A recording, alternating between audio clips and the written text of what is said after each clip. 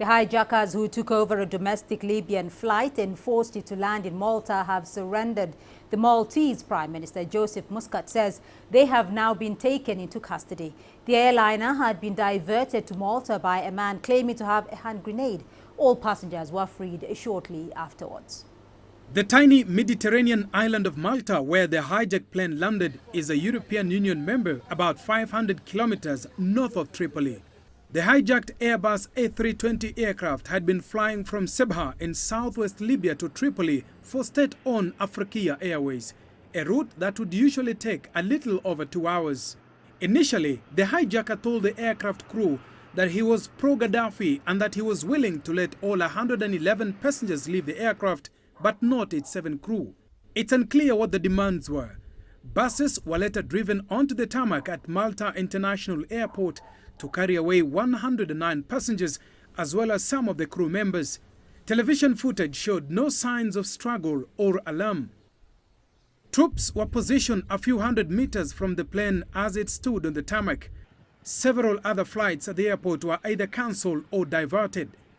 The government said Maltese Prime Minister Joseph Muscat had discussed the hijack with Libyan Prime Minister Faiz al-Sarraj by phone, and that a crisis management team had been formed and was at the airport. Sadiq Shaban, CCTV.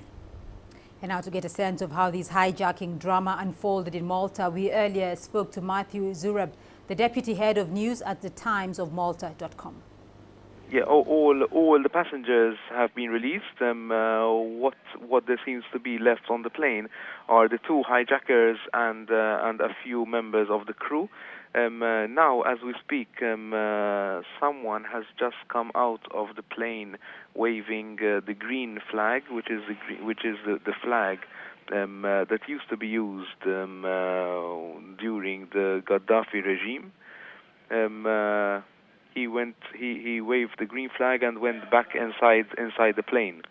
I am giving you the very latest from what we're seeing here unfolding here in Malta. What we know is that the negotiations are being led by the head of the Maltese armed forces, by the head of the Maltese military, through the office of the Prime Minister. They are negotiating with the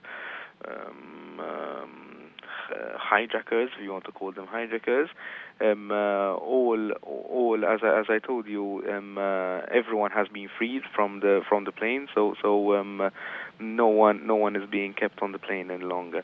What was interesting, and is interesting to point out, is that the people, as they were leaving the plane, the people were not screaming, they were not running. They were leaving the plane very calmly. Some of them even grabbing the mobile phone. So the situation here was pretty calm for a hostage situation. Very different to what we've seen in the past, and in past hijack situations. At first, they closed off the airport and they diverted all flights away from Malta to neighboring Sicily.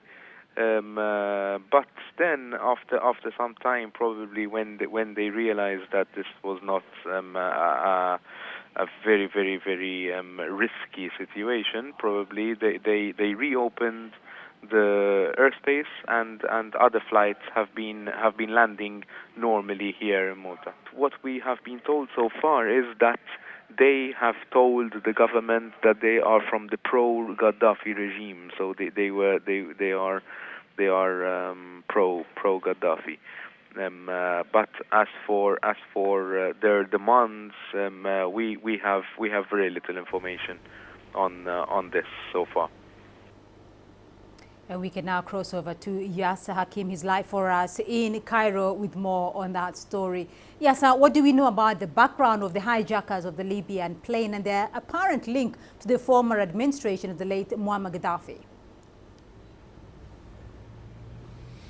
Well, like we just heard now, they are members of what is known as the Al-Hizb al-Fatih al-Jadid, which is a Libyan political party affiliated to former Libyan President Muammar Gaddafi. and that they wanted to seek asylum.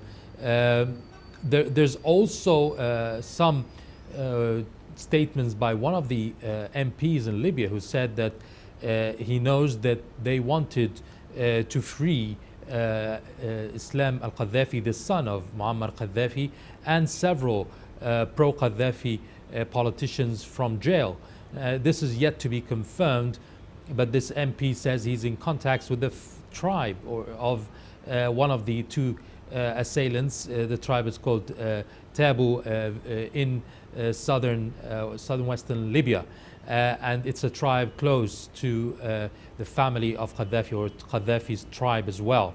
So those are simply the link between Qaddafi and the two assailants, and I expect that in seeking asylum they will obviously say that they are affiliated to the Qaddafi regime, and therefore they don't feel safe in Libya, and thus they want to seek asylum in Europe.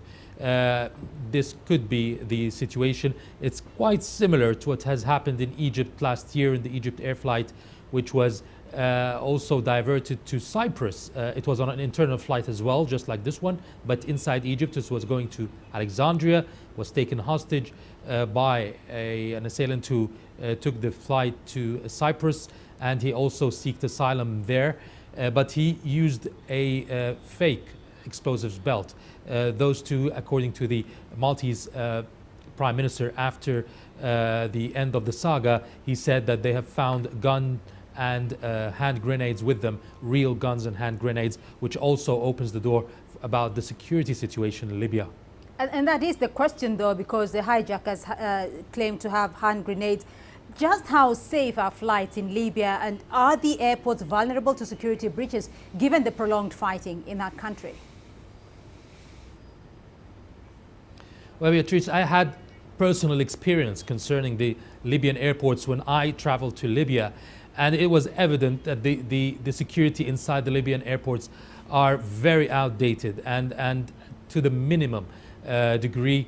The equipment used are old equipment, not sophisticated, not developed, not updated at all.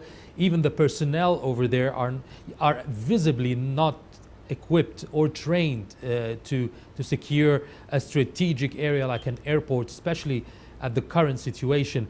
And the problem in Libya is that airports are not controlled. Not all airports are controlled by the government. They're not controlled by the army or by the police.